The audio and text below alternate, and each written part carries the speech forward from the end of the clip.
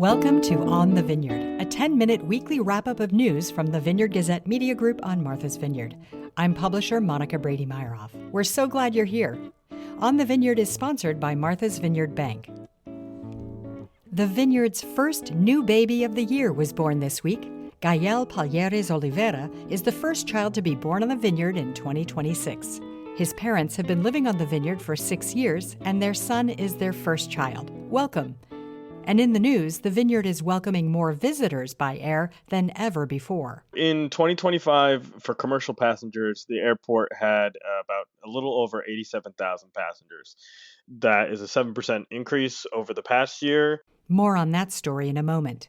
This week, we launched our 2026 season of Tuesdays in the Newsroom. It's an off-season discussion we hold on the second Tuesday of the month in the off-season. We started the year by lifting the curtain on how we gather and report the news. Editor-in-Chief Bill Lovell introduced one of our reporters, Gwen Skiles. Covers Edgartown and Aquinnah, and I'm sure you've read lots of her stories.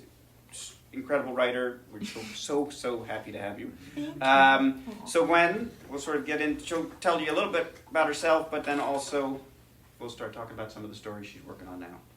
Yeah, so like Bill said, I'm the Edgartown and Aquinnah reporter, so I'm often driving between the two and enjoying listening to music as I go.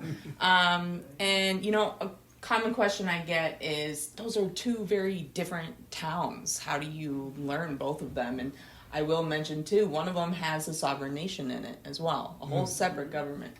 And I really like that balance because I feel like it gives me kind of a island-wide perspective in a way.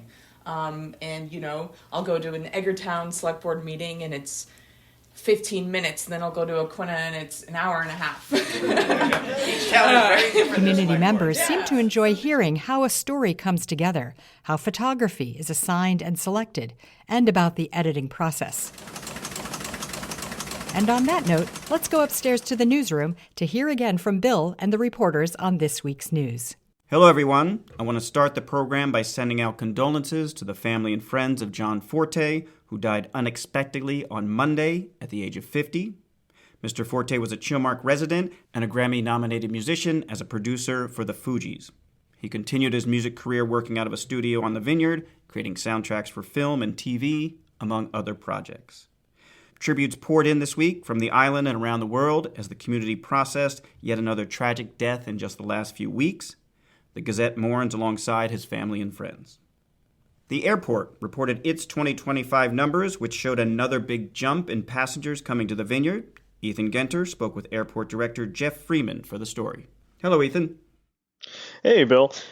For the past 5 years, the Martha's Vineyard Airport, which is smack dab in the middle of the island here, has continued to see commercial ridership grow, and it's been something I think a lot of islanders notice with traffic in that area, but something that we've especially seen this past year in the month of August. So just to give a sense for listeners, what are the numbers? Yeah, so in 2025, for commercial passengers, the airport had about a little over 87,000 passengers. That is a 7% increase over the past year. To put that in context a little, if for people who are complaining about it, the Steamship Authority carries about 2 million people. So it's a small piece of the pie, but it's definitely one that continues to grow. And definitely a huge piece of the pie when you're trying to drive past there, especially in August. You noted that August is the peak month at the airport by far, right? Yeah, in August, I believe it was a little over 32,000 people. That's about a third of the total. And that was, I believe, a 21% jump over the year prior. August has always been our big month here, but we're seeing it even more in the last year or so. And they say a lot of people at that time period are coming for nationally marketed events, the African American Film Festival and stuff like that, which might contribute to more people opting for the airport instead of the steamship at that time. Is there a limit to how much this can jump each year? Because it seems to be popping up, as you said, the last 5 years. Yeah, one of the limiting factors here is there's only so many flights that come in, and a lot of the airlines are actually reducing the number of flights to seek larger planes. So fewer trips, larger planes, it almost equals out to about the same amount of people. pretty much the biggest factor on this is just how much those planes are filled. Is it 80% or are we going to be closer to 100% more often filled planes? And as all this is going on, we've got a major overhaul at the airport. It started earlier this year. So there's a lot happening over there. Thanks for keeping us up to speed, Ethan. Thank you. And now to a fun story. Reporter Katrina Liu went back to school this week, specifically the cafeteria. Katrina, it was an early start for you on Monday, wasn't it? It was. I was at the cafeteria with the rest of the staff at around 6 a.m. And even when I got in, everyone was ready to prep for the day. Yeah, so the school starts around 7:30ish, but yeah, the cafeteria, they got to get early prep just like any restaurant. So they're before dawn, right? Basically, from my experience of just going through the whole day with the staff there, who are all so lovely, by the way, shout out to all the cafeteria staff everywhere. Very underappreciated, I think. But a lot of the prep was done in the early hours of the day because the lunch rush starts at around 11:30. But by then, by 10:30, really, a lot of the things were already done and just heating up and waiting to be served to the students. And it starts earlier, according to your story. They serve breakfast, too. So yes, they made bagels for the day that I was there, which I believe they prepped a few days beforehand. I know cafeteria manager Mark Bracefield goes in on the weekends to do some prep and inventory, but even that day, throughout the day when they were prepping for that day's lunch, they were already prepping for the next day's breakfast and lunch as well. Because prep is the biggest tool to success to serve 650 to 700 students and staff every single day, which I thought was unbelievable. Yeah, and they just come rolling in very hungry. I liked, you said the cafeteria staff is often overlooked, but it didn't seem like they were overlooked or underappreciated by the students themselves. They were really pumped. What was on the menu on Monday? Monday was chicken Alfredo day. I'm hungry. Exactly. With garlic bread, which was a student favorite, mine as well. I did munch on all the food that was offered, and also steamed broccoli. And then every day they have a bunch of options for people who may not like the hot meal, including a really good salad bar, a lot of options. I've heard that from my daughter. I was very surprised at how many options were at the salad bar. And there's also Caesar salads and also power packs. And there's just so many options, which I think is wonderful because every kid needs the fuel for the day, especially when school starts so early. I have to ask you, what's a power pack? A power pack has hummus, pita, carrots, cheddar cheese. Wow, healthy. Awesome. Very healthy. Now, you mentioned Mark Bracefield. He heads up this. He heads up the cafeteria. What is his background? It was really interesting to see that so many have decades of food service experience. Yeah, Mark in particular came to the island years ago by working at the Black Dog Tavern, and he's had a bunch of stops since then before becoming a cafeteria manager. And other staff members came from the Atria and just other places on the island that people know. And they come at 6 a.m.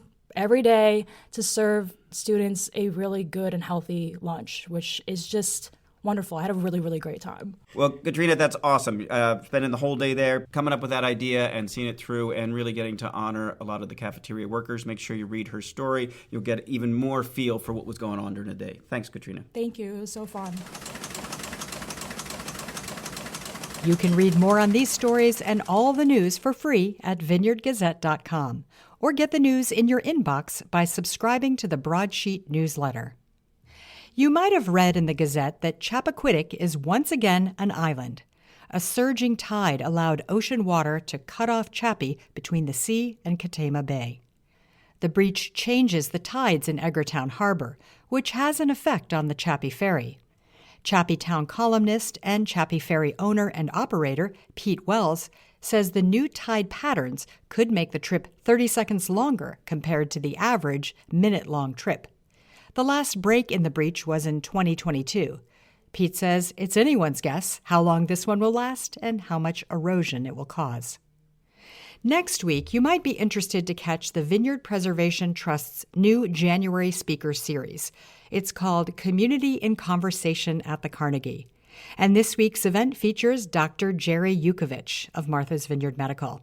He's a gifted actor, author, storyteller, and of course, doctor, and he'll give his firsthand account of emergency room medical care and also give some advice on how to stay healthy in the winter. As you know, we print our paper in-house, and as I read in Henry Beadle Huff's book Country Editor, published in 1940, There was a time when we had other printing equipment and printed jobs for other people, such as a calendar, a Sunday order of service, and Christmas cards. But it was the failure to make money on the Christmas cards, Huff wrote, that ended their printing business. They charged only 75 cents for that job. Here's an excerpt from the book. Considering the time and effort, not to say the material spent on the job, such a price was absurd. We should have charged at least $5. But this would have meant overlooking one important factor, what the job was worth to Mr. Appleman and what he was prepared to pay. I have been told that considerations such as these do not enter into business transactions, that they are fundamentally opposed to business principles. I realize that this is true, but it only emphasizes the defects, the unpleasant, regrettable defects of business. The Gazette decided that printing outside jobs was not for them. They would stick to just printing the newspaper, as we do to this day. Our theme music is from island composer and musician Michael Hayden. We have a new Instagram account, On the Vineyard Podcast. Follow us for photos and stories throughout the week leading up to the next episode. Thanks to our sponsor, Martha's Vineyard Bank, committed to supporting the Martha's Vineyard and Falmouth communities through their charitable foundation and local partnerships. Martha's Vineyard Bank, your goals, our guidance. mvbank.com. I'm Monica Brady-Meyerov. Thanks for joining us on The Vineyard. Talk to you next week.